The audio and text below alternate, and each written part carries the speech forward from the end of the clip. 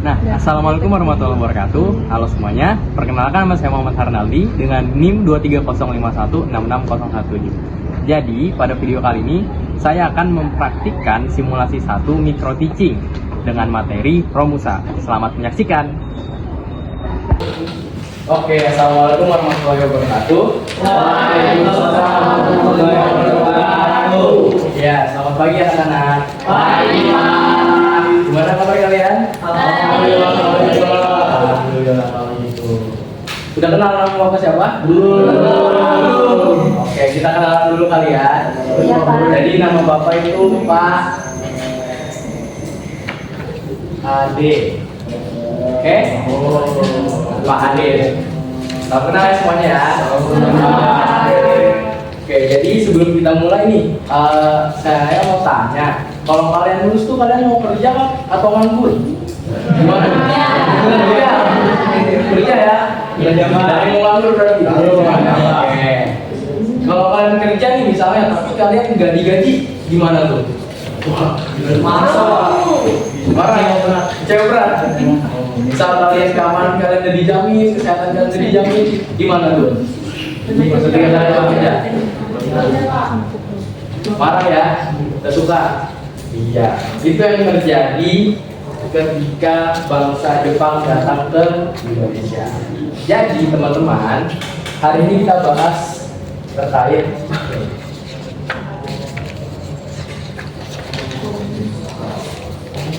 baca teman-teman, apa bacanya? Romusa.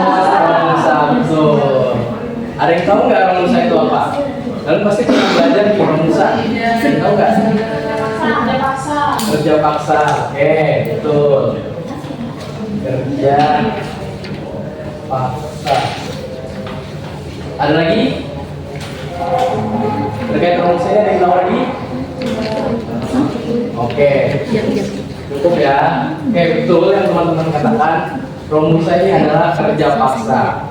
Jadi Romusa ini itu diambil dari bahasa Jepang, yang artinya kalau dia dalam bahasa Indonesia adalah prajurit pekerja. Prajurit pekerja. Nah, Romusa itu dimulai pada tahun 1942. Kenapa Jepang itu mengeluarkan sistem Romusa ini? Ada yang tahu? Semua. Oke, salah kebutuhan orang Pak. Betul sekali asal. Tepuk tangan dong. Betul sekali. Jepang menggunakan sistem Romusa ini untuk kebutuhan perang. Jadi pada tahun 1942 mereka ini awalnya biasa aja nyarinya. Kayak secara sukarela aja siapa yang mau bekerja untuk mereka di Romusa ini. Nah, pada awalnya mereka ini tidak memaksa, akan tetapi ketika bekerja, para pekerja ini tertindas. Mereka tidak diberi makan, mereka mendapatkan penyakit. Jika mereka istirahat, mereka disiksa oleh tentara Jepang. Pada saat itu mereka dijanjikan bahwa mereka akan mendapatkan kesejahteraan dan juga gaji yang layak ketika mengikuti Romusa ini. Tetapi itu berjalan sebaliknya. Nah, mereka juga menggembor-gemborkan, mempropagandakan bahwa Romusa itu kalian akan membantu kami untuk melawan bangsa asing atau bisa bilang bangsa-bangsa barat.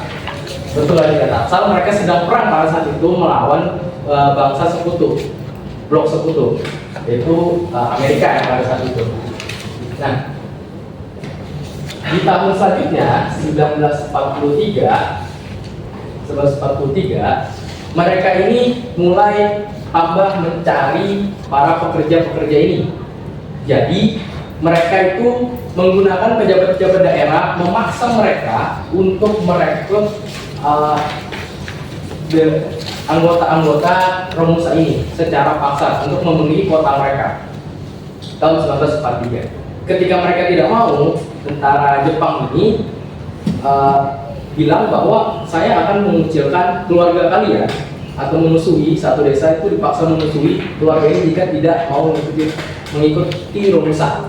Dan juga kalau memang tidak ada yang mengikuti dalam rumah itu, pasti mereka bersembunyi dan bakal dicari langsung ke sawah, karena target-target para militer Jepang ini adalah para pemuda laki-laki itu sekitar umur 18 sampai 45 tahun. Akhirnya mereka dipaksa di tahun 1943 karena mereka sangat-sangat butuh. Nah, mereka ini dipaksa ngapain sih ketika Romusa? Ada yang tahu? Dipaksa ngapain? Nambang, Pak. Nambang, betul. Salah satunya nambang. Oke, terus di sini ya. Nambang. Ada lagi? Nyawit, Pak. Nyawit, bisa jadi. Nyawit itu apa? Nyawit. Nyawit. Ya, itu Mengelola logistik. mengelola logistik, betul.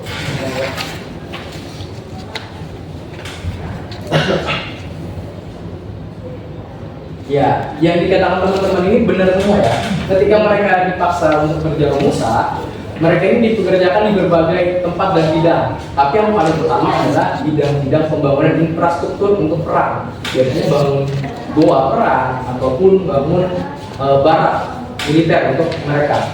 Nah, kenapa Jepang ini juga alasannya? Karena banyak dari pasukan-pasukan Jepang ini tuh menjadi tentara. Jadi nggak ada yang bisa untuk bekerja di pihak Jepang. Akhirnya mereka mengambil ide untuk memaksa para jajahan-jajahannya, bukan hanya Indonesia, di luar Belanda, untuk bekerja demi mereka. Nah, waktu itu pernah dikirim sekitar 50.000 orang ke daerah Thailand, tapi yang kembali hanya seperempat dari mereka. Itu sangat-sangat minim sekali, dan juga pernah pada saat itu mereka awalnya bangga karena mengikuti Romusa ini, dan yang mengirim mereka adalah presiden pertama kita, yaitu Insinyur Soekarno. Berjalan kaki diiringi musik-musik Maluku, akan tetapi ketika sampai di sana mereka malah mendapatkan penderitaan. Itulah kejaman Romusa ya pada saat itu. Nah, di tahun selanjutnya 1944, akhirnya mereka ini sangat-sangat perlu para pekerja keras ini atau pekerja Romusa ini. Akhirnya mereka mengambil paksa orang-orang yang ada di desa, laki-laki, pemuda yang memang bisa bekerja, mau itu sakit ataupun sehat. Mereka ambil paksa, dibawa ke tempat mereka untuk dipekerjakan sangat-sangat keras. Nah, kapan sih Romusa ini berakhir? Nah, Romusa ini berakhir ketika kemerdekaan Indonesia, yaitu di tahun 1945. Nah, ya, jadi itu teman-teman yang bisa Bapak sampaikan. Mungkin ada yang mau ingin tanyakan terkait Romusa ini?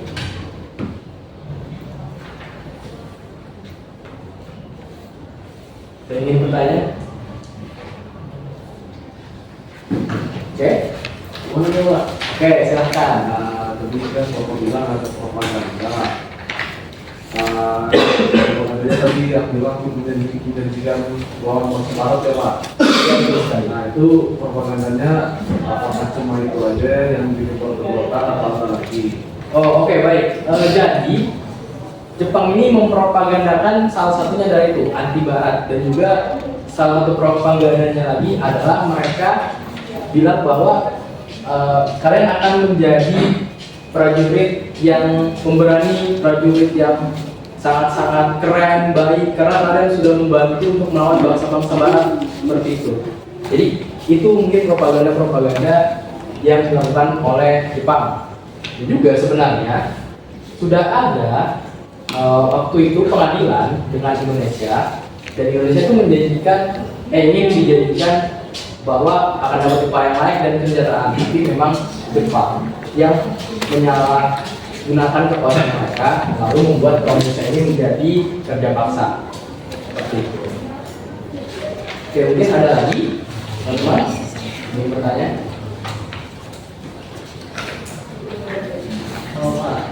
Tadi kan sempat dijelaskan kalau Soekarno sempat jadi mandor Romusa. Kenapa Jepang milih Soekarno jadi mandor? Oh, oke, baik. Jadi sebenarnya kenapa karena mereka itu nggak pengen secara langsung terlibat, karena kan awalnya dipropagandakan. Jadi agar terlihat lebih propaganda yang lebih baik, kayak semakin lebih baik lagi, ya mereka menggunakan pejabat-pejabat daerah itu. Yang tadi saya bilang, mereka pejabat-pejabat daerah ini dipaksa oleh militer Jepang untuk merekrut orang-orang masuk ke Romusa ini, seperti itu. Oke. Ya, mungkin tepuk tangan dulu ya untuk teman-teman yang sudah bertanya tadi. Dan juga asal. Selanjutnya Bapak mungkin bakal nanya ke kalian balik nih. Mungkin ada sekitar 5 pertanyaan kali ya. Oke, yang pertama, Bapak mau nanya, apa itu Romusa? Silakan yang bisa menjawab langsung terus di depan. Silakan, Rendo, apa itu Romusa? Tadi Bapak sudah jelaskan. Apa itu Romusa? Ayo. Saya Pak. Oke, silakan. Iya.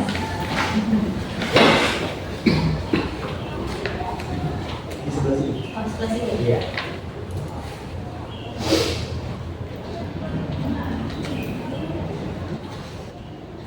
Oke, betul sekali Sofi. Itu bukan nih. Oke, pertanyaan kedua Bapak. Kapan Romusa ini dimulai? Tahun berapa? Ayo, bisa jawab dah. Ada di sini jawabannya. Oke, Irul, silahkan. Irul.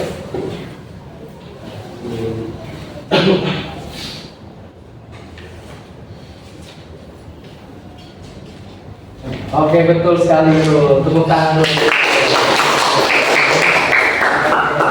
Mungkin pertanyaan terakhir ya dari Bapak. Siapa aja yang diambil oleh Jepang untuk Romusa ini? Ya, siapa? Yang bisa jawab, teman-teman?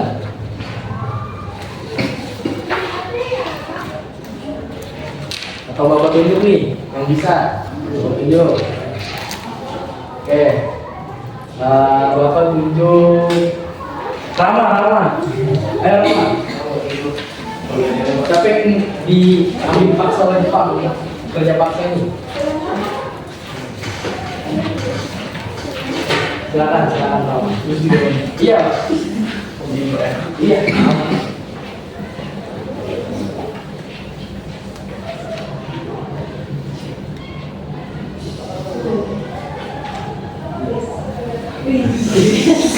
Oke, betul sekali Rama.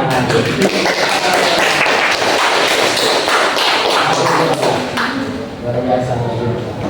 Oke, mungkin terakhir dari Bapak, ada yang bisa menyimpulkan nggak apa yang kita bahas hari ini? Ayo, siapa yang bisa menyimpulkan? Coba tunjuk lagi nih, yang bisa menyimpulkan. Tunjuk ya. Oke, Bapak tunjuk siapa ya? Adi, ayo Adi. Iya, Pak. Simpulkan hari ini. Mungkin yang saya tanya tadi terkait Romusa adalah Romusa adalah propaganda Jepang untuk kepentingannya sebagai kolonial di Indonesia. Kemudian kerja paksa tanpa upah dan sebagainya, maupun propaganda kita lihat bahwa di dalam media Indonesia memang tidak ada hal yang buruk terjadi dalam Romusa ini. Walaupun secara realita mungkin memang sudah bisa dilihat bahwa Romusa adalah sebuah kelindasan yang memang langsung dihantam ke realitas tanpa adanya sisi kemanusiaan di dalam gitu. Oke, betul sekali. Itu bukan tadi.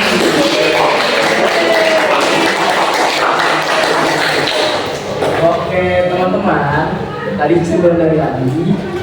Jadi terakhir dari Bapak, mungkin ini untuk kalian aja ya, karena nanti bisa refleksi kali ini. Apa yang bakal kalian lakukan ketika pelanggaran-pelanggaran seperti ini terjadi atau PDH ini terjadi ke depan? Sekian dari Bapak. Assalamualaikum warahmatullahi wabarakatuh. Waalaikumsalam warahmatullahi wabarakatuh.